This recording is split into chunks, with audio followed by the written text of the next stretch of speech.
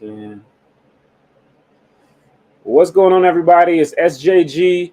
Welcome to HBCU Football Matters, D2 HBCU Football Matters to be exact. I'm on with my guy Kindric, aka at D2 HBCU Football. And look, man, this is gonna be a special SIAC focused show. Obviously, we got the championship going on, which is great, but there's some other storylines as well across the conference. We just posted a great video from the Atlanta studios with some of the guys talking about that. And of course, we'll get Kindric and I talking about the SIAC championship game. Our guy Chris is in transit right now, the roving person that he is. So we'll talk CIAA maybe a little bit, but mostly keep it focused on the SIAC. With that in mind, Kindric, what's going on? How you doing today, man? I'm doing well, man. Shout out to the SIAC. We deserve our own show. The CIAA, man. We deserve our own show. I think we're carrying D2 this year. I'll go ahead and say it. Okay. So we deserve our own show. Then we're gonna beat y'all up in the Beach Bowl. So it is what it is. Pump your brakes, pump your brakes, pump your brakes. We don't know, man. You might see it. You might see one of them Virginia schools up there. It might be a different ball game. We'll see. Bring whoever you got. Bring them all. I know who it won't be, sadly, on my end. But anyway, man, it's a great week and a great chance to highlight the conference. Obviously, the work that you do. I know you've been hosting the SIAC space on Twitter for the last 2 seasons, man, and I really enjoy that. Of course, that was kind of a catalyst for getting this thing together along with you and Chris. So I'm glad it's worked out. Speaking of working out, man, we got a very special treat before we get into all of that other stuff. We got a very special treat for you guys. He is a college football legend from the Alabama Crimson Tide. He's also a former NFL player. He went ahead and became a coach and did his thing on the high school scene. And now he's taking over Miles College University as their head coach. Rough first year, dealt with a lot, but they persevered through that. And then this year, they became and showed themselves to be an absolute jewel in HBCU football. So we're going to bring on Coach Sam Shea. Before we do that, make sure you hit that like button and leave us a comment. Let us know who's watching. We appreciate everybody that hops on. But in the meantime, in between times, we are going to go ahead and bring on Coach Shea. And Coach Shea, I appreciate you for hopping on with us. How you doing today? Doing well, Stephen. You and Kindric, man. I appreciate you guys having me on the show. No doubt about it. You go ahead, Kindric. Yeah, just good. I mean, I see that Miles College. Every time I see it on your shirt, I just get nightmares, Coach. I am not even going to hold you. I'm gonna give you a lot of credit, man. To have you on after the other day, I'm gonna give him. I don't know. It might have been me today, but it was Kindric, so I'm gonna let it be him. Well, now Tuskegee and Miles folks, man. We're all right here in the state of Alabama, and absolutely. Man, I know a lot of Tuskegee folks, grads, people that have worked there. So, on Saturday, when we play each other, it's a hard-fought, tough game. But, after that, there's a lot of respect. And, we all have to keep living together.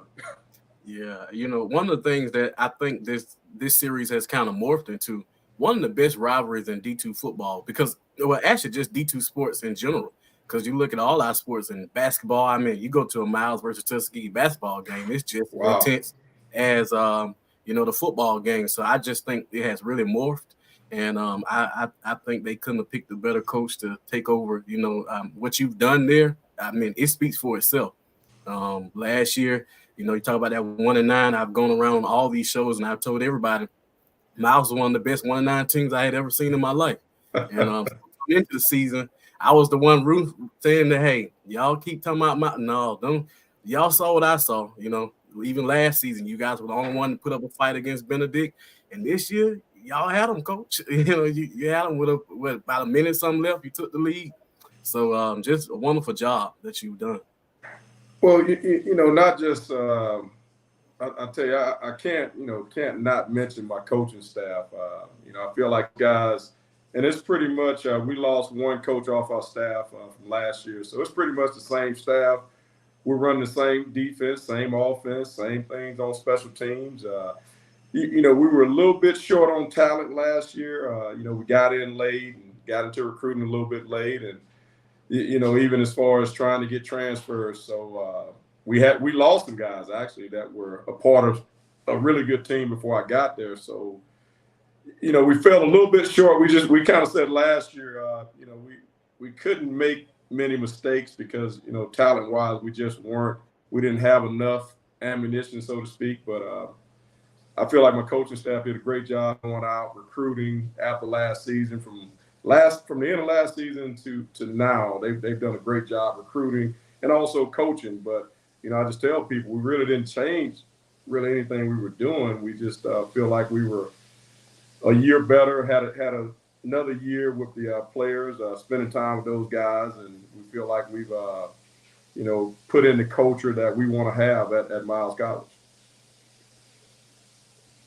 Yeah, no doubt. Again, this Coach Sam Shade of Miles College University. But let's go back a little bit and give everybody the history of you a little bit.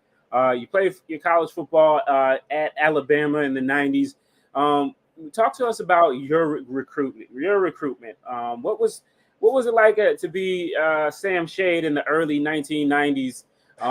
You were coming out. The recruiting game was, I guess, a lot different. I know it was a lot different, at least how things were done then. But what was your road to recruitment? Were you recruited by any HBCUs?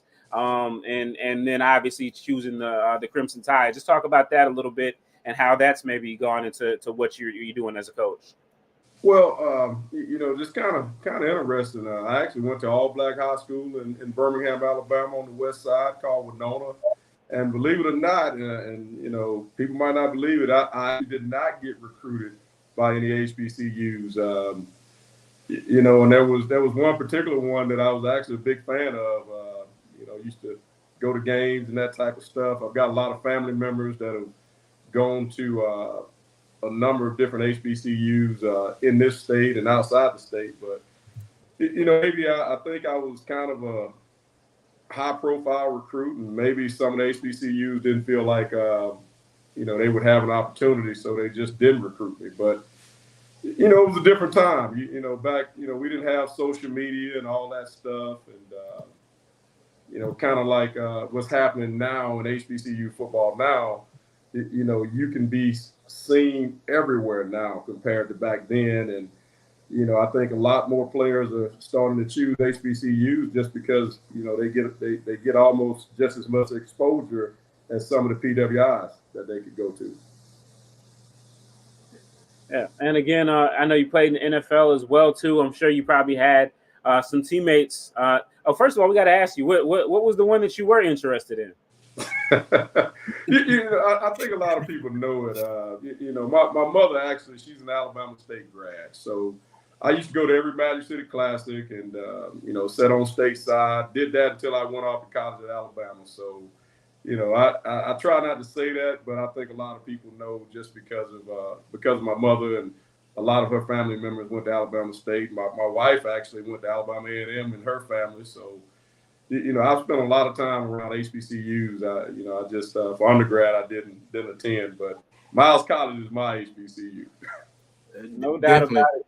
So that means they could have potentially had you and Coach Robinson at the same time, because you guys were kind of in that same space. I know he's a little bit older than you, but he was a senior when I was a freshman, actually, and we actually know each other. We met actually in the NFL. One of my college teammates was really good friends with him. They played together for a number of years. So I've known Coach for a long time. Got a lot of respect for him. He's a very intelligent guy, and he knows football. Kindric, well, you definitely put them on notice this year. That they didn't recruit you, and when you went there and beat them. I was at that game. I actually made a graphic that a lot of Miles people. I was like, maybe I should have put it on the shirt. I call it "Smoking on That Hornet Pack." It was floating around Twitter. I wish I'm gonna see if I have it, but Coach. Well, what I was about to say was you just wanted to be antithetical to Tuskegee. You said Alabama State, now you're coaching at Miles. Come on, Coach A. Listen, I got a bunch of buddies. I got a bunch of buddies that went to Tuskegee also, man. Some really good friends, buddies that played ball there, all that type of stuff. But back count on Alabama State. I know you talked about us going down to this year, but I told people after that game, I said that basically the ball just bounced our way that day. We were completely healthy. We felt good about our game plan. And the ball really just bounced our way. It could have bounced their way. And I told people, I said, man, I said, Coach Robinson and his staff, they've got a good coaching staff. They've got a good team. And they're going to bounce back. And sure enough, that's what they've done this year. They bounced back. Yeah, definitely. Even the year before that, you guys played them close, when you went down there. And I remember, Stephen, in the interview, one of the things that you said was Miles is in good hands. And I think that was like the signal that everybody was saying that, yeah, I think Miles went out and they got the right guy. But one of the questions that I wanted to ask, I don't know if was about, you got a team, you're 7-3. You've played 2 FCS teams. It's similar to the 2016 year with Tuskegee. Played 2 FCS teams, which those games don't count, towards the playoff. You're 4 points away from being a 9-1 team. Right. You're possibly on the outside, looking in. And so that 2016, I'm not sure if you really know much about that 16 SIAC year. We get out. I actually had a nephew that was at Miles during time. Okay. Believe it or not, he was in his freshman year at Miles playing ball. So I followed the conference a little bit. So that 16-year Kentucky State, we had a fluke game. They beat us on homecoming. Beat us on homecoming. Blocked the field goal. We couldn't win the last second field goal. And they went to the championship game. And so Tuskegee didn't get that 7th conference game that we kind of really needed to try to make the playoffs. So we were in a last-minute rush to find a game. Albany State had agreed. Then they didn't agree. Then we had to rush to get Virginia State. Virginia State came down. They smacked us in our mouth when they came down. But we did play them, and we got into the playoffs that year and made it to the Virginia State team. Salem State beat, by the way. I'm sorry. Go ahead. Yeah. Reggie Barlow coached Virginia State team. Yeah. Coach Barlow came down and finally got a win against Tuskegee, what he couldn't do when he was at Alabama State. But I ain't gonna throw it out. But anyway, we got into that game. So from that, my whole thing was for the conference. Do you think that should be some type of agreement, maybe understanding amongst the conference when they're the team? Maybe 2 quality teams, because I think Fort Valley's in a similar position. Two similar teams who could possibly go to the playoffs, and especially the years, we've gone a lot of years and we haven't gotten into the playoffs, that those teams should meet up, even though they don't make the championship game. That should just be like a cordial kind of agreement to say, hey, let's see, let's play. Y'all didn't play each other in the regular season. And let's just see what happens and see if we can get another team in the playoff. Well, I tell you, obviously right now, I know for my team, finishing the regular season on a high note, our guys would be chomping at the bit to play somebody else, whether it's another conference team or whether it's in the playoffs, whether it's in a bowl game. So, I definitely think that's something that maybe the conference needs to talk about moving forward. But, at the end of the day, I'm one of those guys, and I tell guys when we recruit guys in Miles College, I tell them, look, we're going to play some really good competition. I'm not a guy that's trying to, go and find some easy wins. We played Alabama State this year, Arkansas Pine Bluff. Last year we played Valdosta State. We played West Alabama, teams out of the Gulf South Conference. So, bottom line, one thing my guys know is Coach Shade ain't scared. So, I'm all in on playing the best competition we can play. I think that's what makes you better.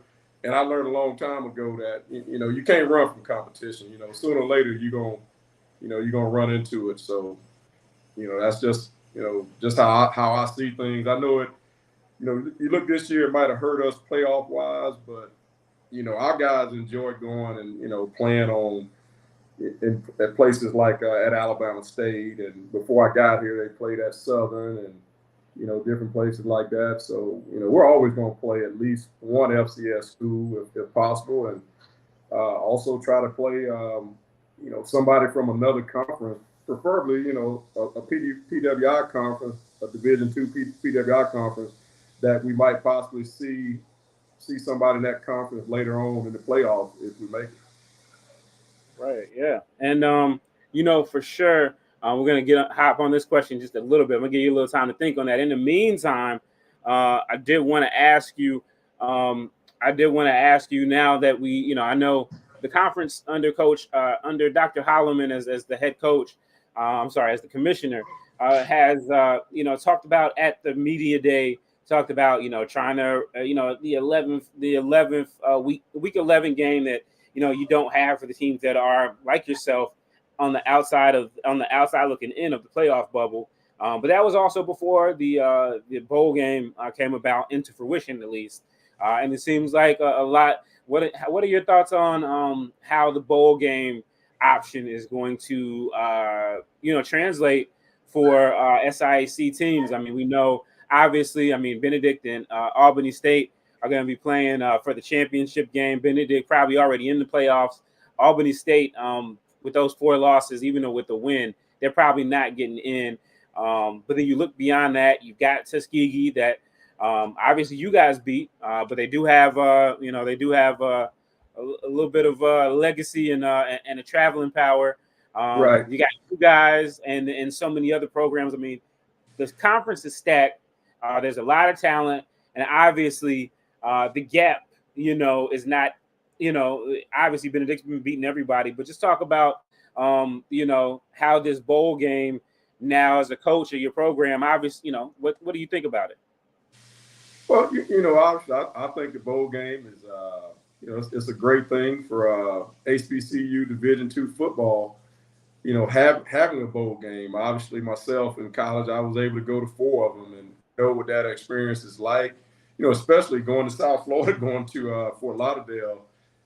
Actually, that's the first my freshman year we played in the bowl game. We stayed in Fort Lauderdale and played the game in Miami. So, I just know that some of our guys have probably never been to South Florida, probably never been to Florida. So, it's something that whoever gets to go, it'll be a good experience for them, being able to get that reward of going to a bowl game. But, for me, when you think about this season, I know you talked about us, 4 points away from 9-1. I tell the players time, you can't cry over spilled milk. You just got to be able to move forward, and you got to look at those losses as lessons, and that's that's what we'll do. And we move forward from that, and we're basically if we get an opportunity to play, we'll be ready to play. No doubt about it. Kendrick, I'll let you go next.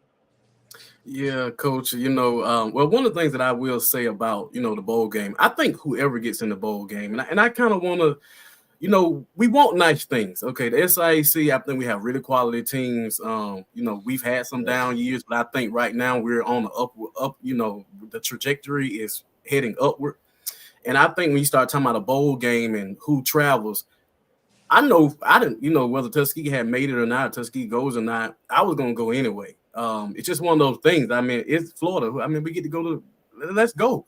Like, I think for people who like the SIAC, love the SIAC, get up, go and support. Whether it's Miles, Fort Valley, Tuskegee, whoever travels down there, I think that we should, get up and support. And that's just one of the things that I really want to be pushed about this bowl game, because it can really turn into something big if we support it the way that it should be. And I have already tweeted out when they asked me who should go, I said Miles. I think just arguably, I think you guys are the most deserving. Just to be honest with you, that's just my opinion about it. And I might get some slack from my Tuskegee people for saying that, but it is what it is. Well, you guys got the Turkey Day Classic coming up, though. You got true.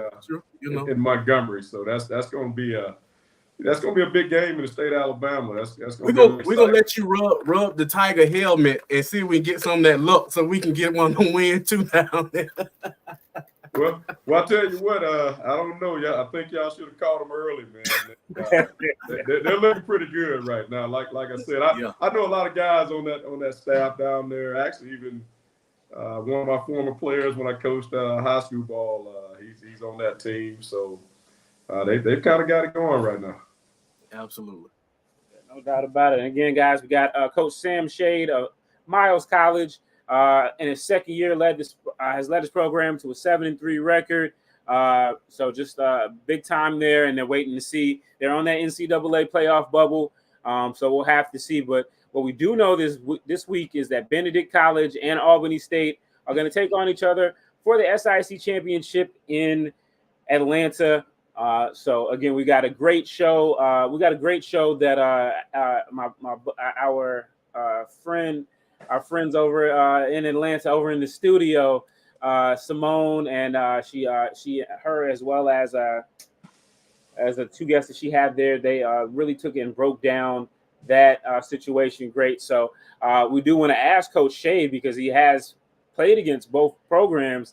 They played against both Benedict, and they took Albany State, and they took Albany State and lost. It was a game. It was a tough loss for them.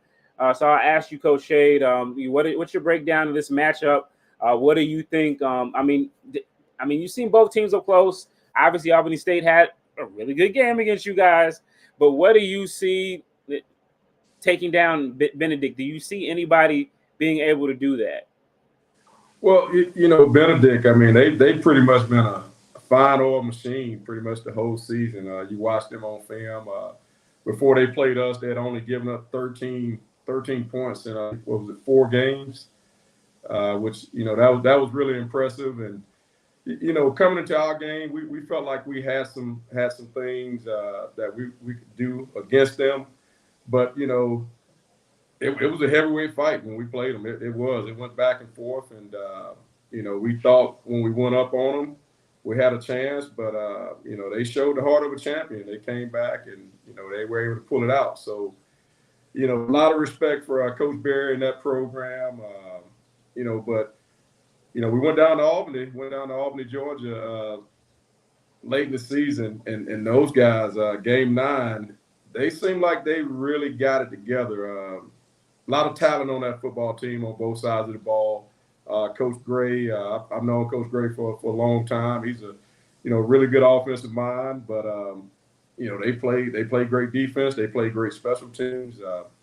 I just think that it's kind of one of those deals where it took them maybe a little bit longer to get it together. But if you ask them, I would say they're playing their best ball right now. So I think it's going to be a great game over there. I plan on going over and, like you said, supporting our conference in that championship game. First time in Atlanta like that at a neutral site.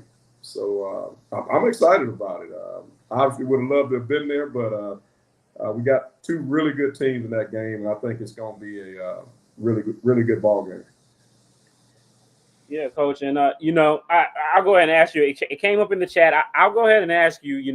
The coaches and the SIDs vote for the Player of the Year, right? So, if you'd be so kind as to reveal, or who got your vote for Offensive Player of the Year? Oh man! Oh, that was a tough one. If you won't reveal it to us, at least tell us how close it was or tough it was. But we prefer if you actually revealed it. But it's okay. Oh man! Now I tell you, I can't reveal that one because there were some very worthy guys, very worthy. I can talk about some guys, obviously. So. Quarterback at Allen, David Wright, I thought he had a special year. They had a special season. Coach Teddy Keaton, friend of mine, great offensive mind. Felt like he had a really good season. Obviously, the quarterback at Benedict, he was a transfer guy. We watched him on film before we played him, and he didn't have to do a whole lot before they played us, but he made some throws in our ball game that, I was really impressed with him. I can name a couple other guys, but I'll stop with those two right there. Okay, I got you. I got you. No, we put you on the spot. You know what I mean. But I appreciate you for that. I like the way you handled it. I like the way you handled that. And then lastly, just going forward for Miles College. Again, we're in that world where there's transfer portal, which obviously guys are in and out of your program. A lot of HBCUs at the D2 level have had guys where they'll pick them out of high school, and I know you were at the high school rank, so I know you're very much in touch with that. Where do you lean, or where do you see your program getting the most success out of? Is there like a percentage mix of those two, or is it just kind of or what's your opinion on that? Well, a lot of people forget that I actually was a college Division I college assistant coach for almost 10 years before I ended up going into becoming a high school head coach. And while I was coaching college ball as an assistant, I was used to recruiting high school kids. Developed a lot of relationships in the state of Alabama, over in Georgia, over in Mississippi, North Florida, places like that. So I like recruiting high school kids. There are a lot of good high school players out there. And the transfer portal has actually made it where there are kids that we can recruit on the Division II level that I couldn't recruit when I was at a 1AA, just because the transfer portal wasn't, so there's some really good players available for Division II football. Now the problem for us last year was in Division II football, the coaching staff don't get to spend time with the players in the summer. And what I mean by that, you don't get a chance to have meetings with those guys and install your offense, your defense. You don't have a chance, like your position coaches can't teach those guys the techniques and things that they're going to be using during the season. So in Division II, when you sign a high school kid, he doesn't get all that in the summer because of NCAA rules. But Division I, those coaches get to work with their guys. So for us, we felt like we had to go out. Well, we signed 20 plus high school kids, which that's a good number. But we also signed 10 transfer guys because they were guys that were going to fit some of our immediate holes where we needed some experience. Just like at quarterback, Edwin Kleinpeter, graduate transfer that we signed. He fit a immediate hole for us. And there's some other positions that I could name. And so we signed some high school guys, but we didn't sign those guys with the anticipation of them having to come in and start and play right away for us, just because of the way that you're not able to spend time with the guys in the summer. And I think that's one of the things that I don't like about Division II ball, because I've got local kids here in Birmingham I might recruit, but legally I can't work with those guys in the summertime. Now, there's some places, some other Division II places around the country where that's not the case. But hey, it is what it is.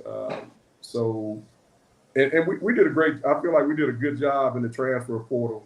The guys that we got, like Kleinpeter, unbelievable guy, graduated in May. And I'm talking about this guy, you want him to date your daughter, unbelievable leader. And a lot of the guys that we brought in, we really did a good job vetting those guys and making sure that they fit what we wanted in our program and at Miles College. That's important to me. I tell coaches, when you recruit players, man, you obviously we want talent, but after you find that talent, I think one of the questions you got to ask, my son is a freshman at Miles College. He doesn't play football, but you want to say, hey, do you want that kid playing with your son if your son was on the team? And that's the question we ask when we recruit guys.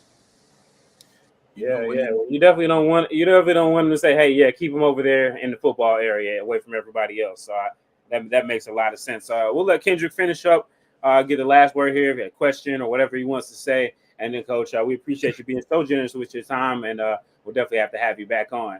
Yes, sir.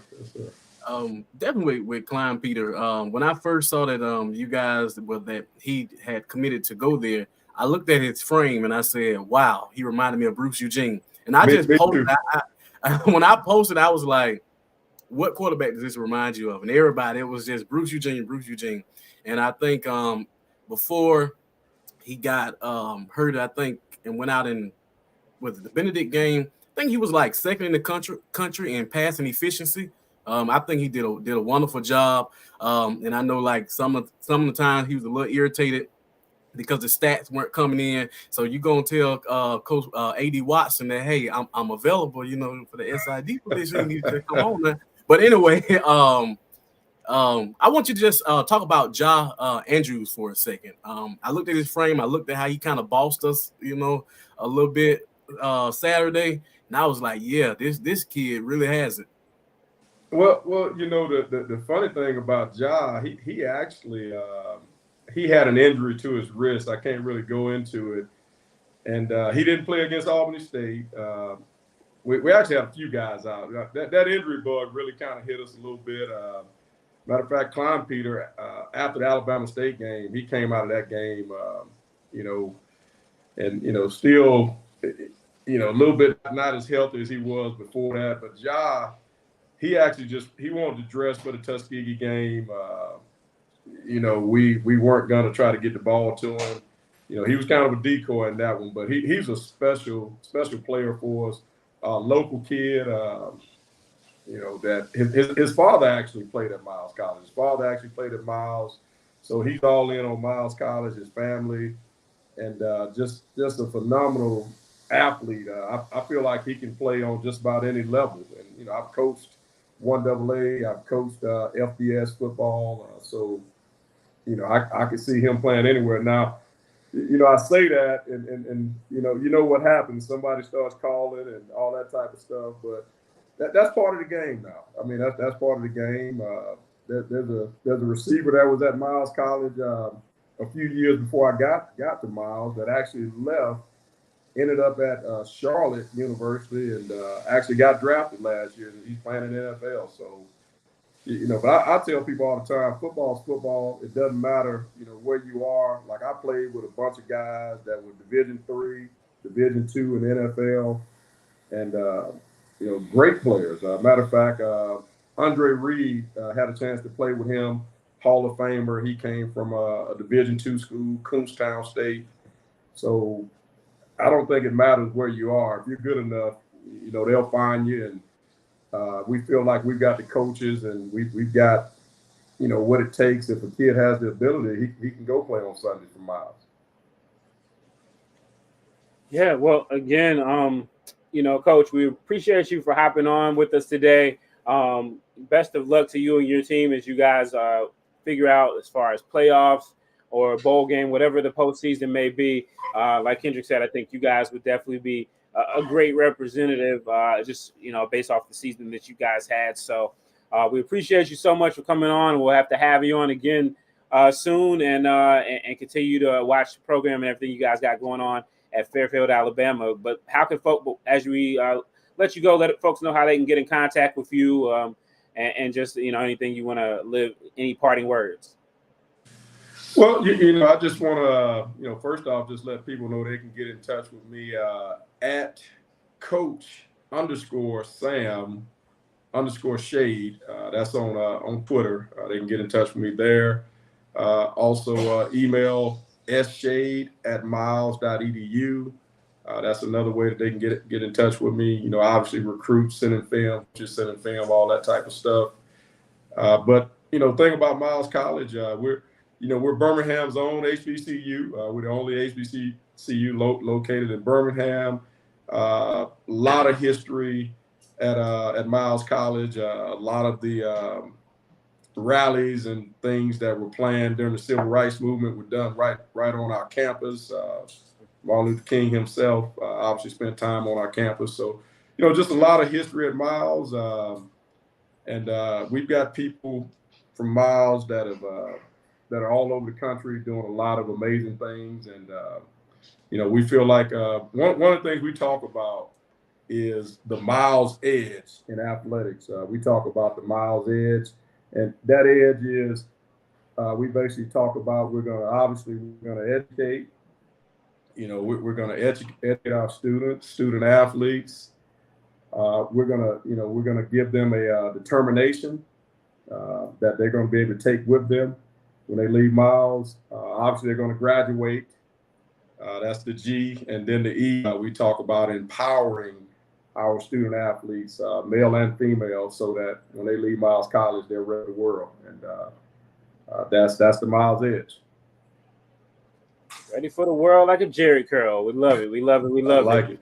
I appreciate you so much, Coach, for hopping on, and we'll definitely be keeping an eye on the Miles College Bears. Yes, sir. Thank you, guys. Best of luck every game, but November 4th, 2024. Hey, I understand. Hopefully, I see you guys in Atlanta. All right. Appreciate it again. That was head coach Sam Shade of Miles College. And just this time a year ago, Kindric, as we transition to our next conversation, Coach Shade was coming off a 1-9 year. Like you said, the best 1-9 team you had seen. Now there's another one. There's a team this year in the SIC. They're also 1-9. A program that's 1-9. You might have heard of them. We heard about Dr. Martin Luther King. Well, he actually went here, and I don't know if they were playing good football then, but they haven't played a lot of good football since then. But here we are. Everyone knows where we're going with this. Last week, the week started off with news that there may be a coaching change over there at Morehouse College. Gerard Wiltshire was hired last year, on February 4th, and he lasted all of 8 months and a day. 8 months and a day. And he is no longer there. I know we talked about it on last week's show. We talked about it. I think we touched on it maybe a little bit on yesterday on Sunday's reaction show. If you guys haven't seen the reaction show, make sure you do that. A lot of stuff you guys normally see on the weekly show was there. But talk to me, Kindric. It actually went down.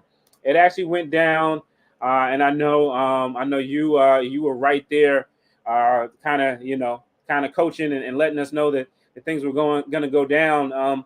Talk to us about what's happened. Talk to us about what's happened in the last, I guess, maybe month or so. I mean, this seems, obviously a 1-9 record. Nobody wants that. But they were 1-9 last year. As you said last week, they're used to losing. So what are the streets telling you? So, one of the things that I want people to just pump their brakes on, there was a lot of people, a lot of shows that ran with a narrative that's out there about Morehouse. We know how that negatively impacts programs. We look at what happened with Jackson State when those narratives were out. And I just want us to stop for a second to just think. Some of the narratives about him being fired from 1-9. I mean, come on now. This is Morehouse. You're talking about a team that has had 24 losing seasons since they entered Division II in 1984. They've only had 10 seasons over 500 in their history in Division II. So this is a team that has had a lot of down years, and they don't normally just get rid of coaches. And I will say, I checked their record. They have 4 coaches that have been at Morehouse for 1 year or less in their history, but all 4 of them left for other jobs. And one of the most notable one is Doug Williams. So, they had him. I think they have Frank Henson, Vincent Williams, and Dwight Scales are all coaches who coached at Morehouse for 1 year. They all left for other jobs. I think even some of this even spills from like what people were saying about the Clark Atlanta when they let Coach Slater go. There's a lot that goes into these programs, and there's a lot of things that move. When you talk about a place like Morehouse, that a lot of politicking goes on. And so we have to stop and say, well, wait a minute. Let's get all the facts first before we just jump on what Morehouse decided to do and what Morehouse decided to do. Because, without knowing anything, you have to say on face value, it has to be deeper than football. It clearly just has to be deeper than football. I think Coach Wiltshire was, in my opinion, from talking to him early in the season, I felt like he was a good fit. I felt like he understood Morehouse. He's a Morehouse graduate. And I know that clearly these people that are making these decisions at these institutions, they're weighing these options. Like, what does it look like to get rid of your own alum, after 8 months? Yes, he came into a really tough spot. They traveled around but Coach Freeman was in a tough spot because prior to him going, there was a year where like they didn't even have anywhere to practice. They were practicing, just trying to find places to even practice football. So I think there is a level of Morehouse needs to know whether or not they want to be serious about football, or athletics in general, and at the same time know that, I don't think they would have got rid of Coach Wilcher if it hadn't be something a little bit different. And this goes to what I say about all HBCUs. We have to be able to control the narratives. We have to get out in front. We can't let narratives just float about our institutions, and our institutions do not do a good job at spinning. We talked about this last week. When he made the comment, I said this on the show, as people say, that's a classic clip. His response on HBCU game day, I felt like, oh, wait a minute, dog. Like you're trying these people. Like, don't do that, because it's Morehouse. I mean, this is still Morehouse College. And I just think it was a totality of things that got him dismissed. And I wish him the best. And I wish Morehouse the best. Yeah. Great points. Again, you talk about the narrative, you talk about and things like that. Well, Coach Wilcher, he is a Morehouse alumnus, but he's also been around. He's been around in some Division I programs and some places where they have invested in football. And it goes in. You look back, 8 months ago, they're looking for a head coach. They got rid of Coach Freeman. We didn't hear much about the search. Everybody had just gone through the Ed Reed situation, so there was a lot of hesitancy. There was fear. I know last year, we talked about it, but you brought it up about maybe hiring Ray Lewis. From what I hear, the streets tell me he's still hanging around looking for HBCU jobs, Ray Lewis. But Atlanta, I think we got past that being the move. But wait, please correct that before the people come from my head. I will say that Stephen Gates, there was one more person that got me. I don't know, it was two of y'all. Y'all talked me off that ledge, and I'm so grateful that y'all talked me off. So thank you, my brother, for talking me off the Ray Lewis ledge, because I was on the Ray Lewis ledge. I'm off of it. I think there's some good people that Morehouse can get, but it also goes back to the other point. They've had an AD change. Mm-hmm. And we talk about this order of operation at HBCUs, like these ADs and these coaches. And it's like, hey, an AD should be able to clearly plan out where they want to see the program go, lay it out, get their guys, be able to really plan out a vision for your athletic program. And I think that Ellis is going to be a good AD at Morehouse. I think they just got to overcome, this hump. I just hate it for Coach Wilcher, because he's a nice guy. I think that he recruited well, got some really nice young talent. I'll even argue that the offensive line, that they had the best offensive line from a fundamental standpoint at Morehouse this year. So it'll be interesting to see. I think it's still an attractive job for someone who understand the academic requirements and can go in there and put together a program. Right. And you talk about it too, but we talk about narratives, but you got to talk about the investments, the strength and conditioning coach. I mean, we're in 2021, in 2023, and football is a tough sport. They got to have that. You talk about the narratives and situations, and again, you hear a lot of things that are allegedly are going on or contributed to this on or off the field, and but when Wilcher comes out and says it, he kind of set the pace on it, and the university, and obviously universities can have their hands tied, but they kind of have to figure out some way to at least get their side of it out. However that goes. So I think it's going to be very important for them. I mean, again, because I made a joke last week about it, but I laughed almost in the situation. I can't remember if it was Morehouse or Clark Atlanta. I compared to them to St. Aug. I guess Clark Atlanta more so because they've run through those coaches. But again, it's like, are you serious about football, even at the Division II level? Because them being who they are, it's just like Howard at the D1 level. If they're good, they're going to get way more attention than the average D2 HBCU program, because they're Atlanta, because they're at Morehouse.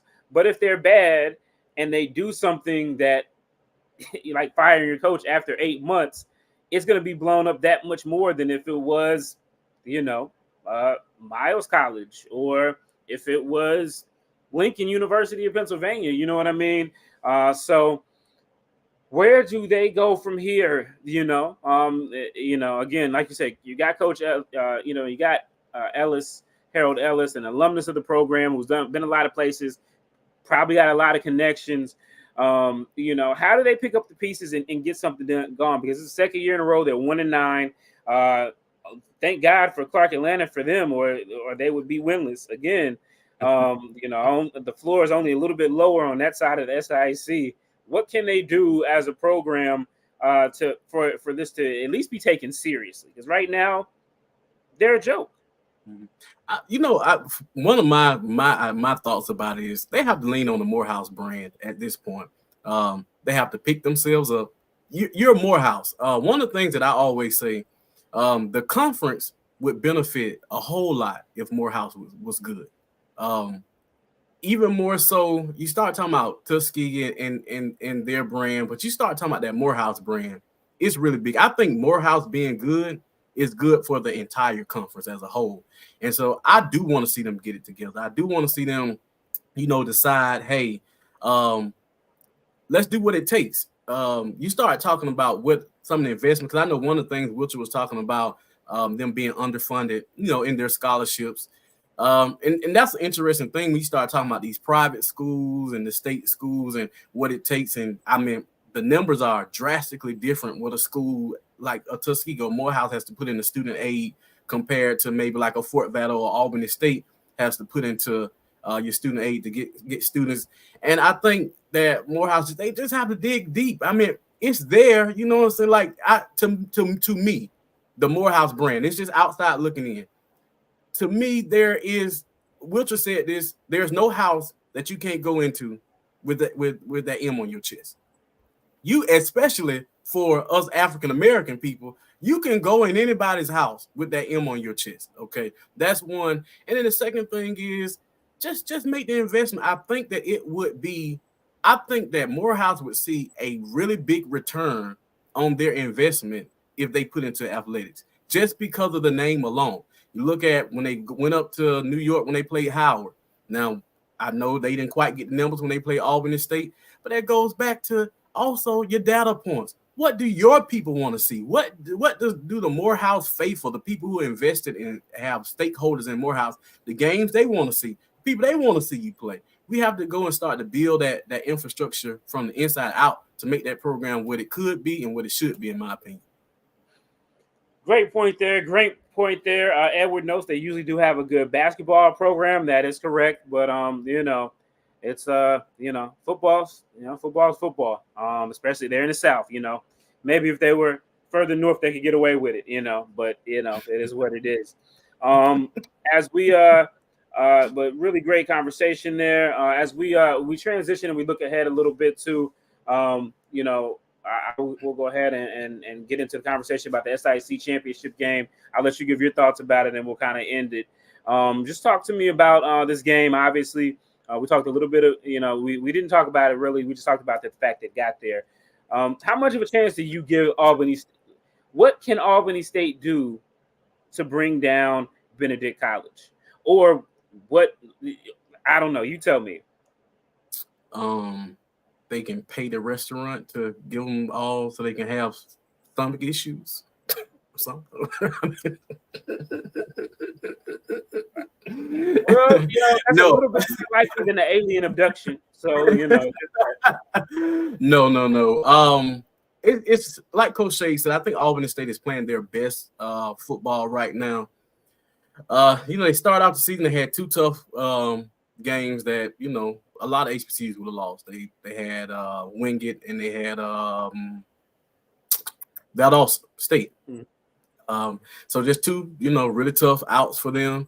They had the last second drive by Edward Waters, and don't I know about that experience at Tuskegee? Can't leave any seconds on the clock with that team. And they kept finding ways to win. Now, defensive wise, and even on the other show, Sly, on the show that you were talking about earlier, he talked about, Albany State's strength to that game has to be their defense. So they have the number 2 defense. But the problem for Albany State is going to be they have given up 28 sacks this year. If you can't protect your quarterback, that rotation of 8 defensive linemen that's at Benedict. We talk a lot about Luberton. I've mentioned Jaden Broughton, but a lot of, Hannibal has been kind of hurt this season, but he plays.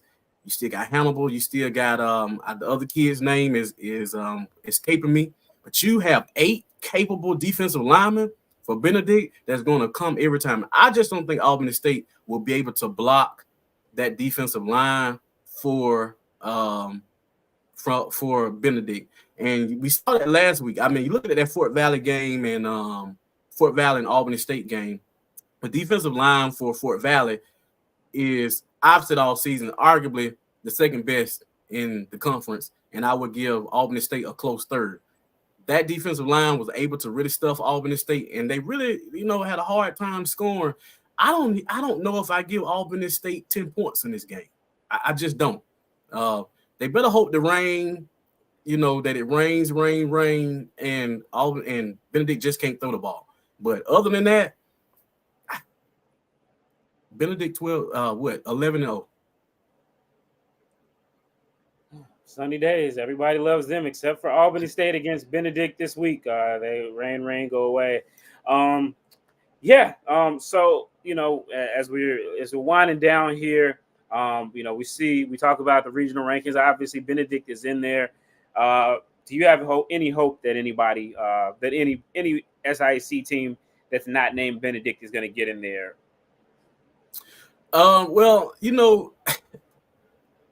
I guess kind of had we would have gotten that second game with Miles and somebody this Saturday, I would have had hope. Albany State, if they beat Benedict, is that enough to propel them to jump some people? But the only other problem is a lot of teams are playing this weekend while our teams are sitting at home. Chris talk about that 11th game all the time. Mm-hmm. We're sitting at home, we're sitting idle, and those teams are playing, and so that's a problem. But I don't think anybody gets in. And I think for me, the conversation is now looking over Super Region 2 matchups for Benedict. That's my thing. And I know they want to know, so I know they're focused on Albany State. Yeah, y'all focus on Albany State. I'm talking about the playoffs because I want to see you guys come out of Super Region 2. I think this is a prime opportunity. I've never seen the GSC as weak as they are this year. I've never, to me, there has never been a better opportunity in recent memory when I've started caring about the playoffs, because I only started caring when we had opportunity to go at Tuskegee. But I think that this is the real prime opportunity. I think Eric Sanders, you got to be out of your mind. You think Albany State going to score 21 points on Benedict. I'm sorry. You got to be kidding me. Jesus must going to come and it's definitely going to be a 2 fish and 5 loaves of bread type of miracle if they score 21 points. Matter of fact, if they score 21 points on Benedict Saturday, you know what? Let me see. I'm gonna check, but I'm gonna give a donation to Albany State. If they score 21 points, I'm gonna give a donation to Albany State live on this show if they score 21 points, because there's just no way. Now that seems more right. Sylvester Williams, that seems more like it. That seems more like it, because there's no way that they're scoring 21 points. I meant, what the most they've been scored on this year, 24 points. That was 21 by Miles, right? It was 21-24. Yeah. So yeah, they're not getting 21. Yeah, just it's not happening, Sanders. And I want you to come on here next week, and I want you to apologize to me, and I want you to give a $21 donation to Tuskegee University for saying that, because we're not going to apologize. Absolutely not. Absolutely not. Oh man, yeah. Well, the game is SIC championship game is at Lakewood Stadium in Atlanta. Are you planning on going, Kindric, or are you going to be able to pull up, or you'll be watching? I plan on going. It's just breaking my heart not to see my Tigers in there. I mean, we hadn't won a SIC championship since 2017. That's breaking my heart right now. But At least you've been in the dance a couple times. But I do plan on going and being there to support both teams. I'll be there in my Tuskegee gear though, but I do plan on going. Okay. Yeah. So again, we got this show rocking and rolling. Chris wasn't able to be with us, so and Kindric was able to get Coach Shade on. Obviously, the Seattle Blade Championship game is going on Saturday. That's where I'll be. I really thought about making the trip down to Atlanta, but I'm intrigued by this Seattle Blade Championship game to see whether see if Virginia Union can break this. They haven't won a Seattle Blade Championship since 2001. That's a long time for a program like Virginia Union that has everybody knows them as a basketball school, but they have a very storied football history as well. As we're closing up here, I see our guy Kelly Flick says, put up a fight. Yeah, but what kind of fight? One of those Mike Tyson 53-second ones, or will it be? You know what, will it Kelly? Be Douglas, or will it be? I will say this: Flicks has bleed Albany State from the SIEC space on Twitter. Flicks and Damien has pretty much been y'all biggest supporters because and I'll say Randall too, but Flicks has really been on the Albany State train. I've never been on the Albany State train. I'm not scared to admit I have not been on the Albany State train the entire year. They have proven me wrong time and time again, and here I am again. I both started off in the season looking at that number 2 ranking, like, yeah, coaches were mailing it in. Yeah, but they have proved me wrong, and I have really, I think Chris or somebody was saying that they were 52-17, their picks or whatever it was. Somebody said that. I don't know. It was Chris, yeah. Yeah, but my picks, I'm definitely on the losing end of my picks this year. And it's okay. We all have rough years, but I think Albany State should give Flicks a shout out because he's been riding with y'all. And, me, I just not so much. I don't have that kind of faith, I can, I can say similar thing about Fayetteville State, for sure they are the defending CIAA champions. They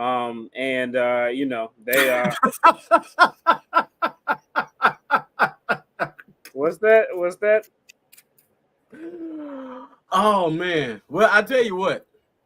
I hadn't really seen Albany State use their tight ends as much, but I will say this. The tight end, when Coach Shade said we feel like we can do some things, what he was talking about was using his tight ends because you cannot let Kilpatrick roam across the field for Benedict. If you let Kilpatrick roam and just float around that field, they're gonna beat y'all by 50. So you better get your tight ends involved. You need to get your tight ends involved. The Dirty Blue defense, they're gonna have their hands full. Now, first quarter, yeah, y'all got it. But no, I think I saw this team, and I'm saying about Benedict in general. Benedict, has to be one of the better teams, more complete teams in SIAC since maybe the 12-0 Tuskegee team, or maybe the 12-0 with a 12-1 Albany State team that lost to Valdosta State in that year. They beat Valdosta State the first game, and then Valdosta State went on to win the national championship. So this might be the most complete team from that perspective. from that perspective, since then. And they proved it. That Miles game, when Miles went up, okay, Benedict, when I tell you it didn't even faze them that someone finally had the lead on them. They went out. They have so many weapons. They have an offensive line, and they believe, man. That team believe they're not shaking it, and they're disciplined. And that's the big thing. They are a really disciplined football team, and it's gonna take a lot to really beat them. I think what Coach Gray has done so far, you have to, let's say, okay, hats off to that man. He was able to figure out his personnel, but it is what it is. Yeah, I mean, and you get you get Wingate and Valdosta State. That's not necessarily a recipe for success as a first-year head coach. That's after somebody's had some seasoning. So needs to be a monsoon for Fayette. Nah, we're not going to monsoon. I'm gonna be out there. I'm not. I've been there, done that. It's already cold as hell up in Salem, so no monsoon there. Can we get can we get Fayetteville State to win? Because I kind of want a VUU Miles game in Florida. Now I don't know what the attendance would be for that. I don't know what that would be, but for my liking, I kind of want to see a VUU versus Miles game. I don't think Fayetteville State stands a shot with anybody in the SIAC that could go, but I want to see VUU and Miles. I think a Fayetteville State Miles matchup I think that would be a good game. I think that would be a good game. 40-3 if we get that matchup, Steven. 40-3. Nah. 40-3. Now we'll have maybe a 45-48 game if they get to Tuskegee. You know. Nah, no way. You know that you're not putting up them type of numbers on you know, you're not putting up them type of numbers on Fayetteville State. Only one team did that this year, and they still lost. Wait, Steve. I'm glad we got into that because I did my homework on the CIAA. Y'all got all these teams in the top 10 defense, but the problem is you got 9 teams. 9 of your teams are in the bottom half of offense national. You got 9 teams in the bottom. In the bottom 30 nationally. So your defense is gonna look good. So you come over there. We got a 3,000-yard passing SIAC this year. We got 20.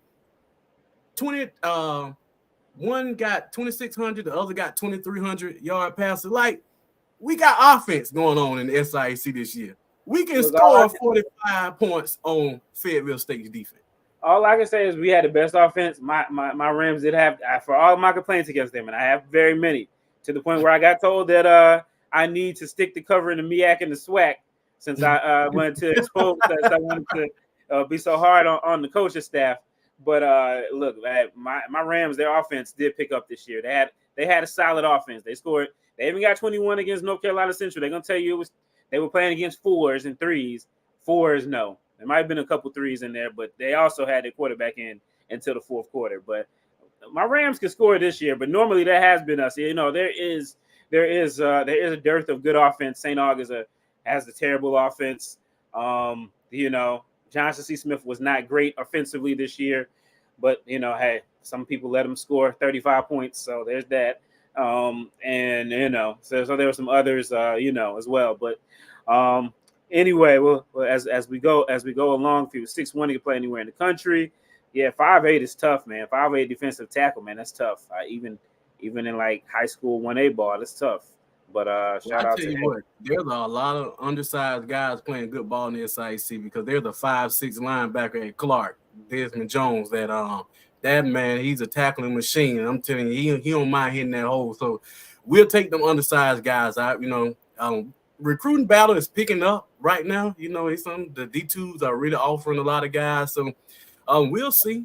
You know, but you look at, I think that was my thing with Allen and Benedict. I liked Allen and Benedict. I liked Benedict Allen, but I did notice when I saw them versus when I saw Benedict the size difference.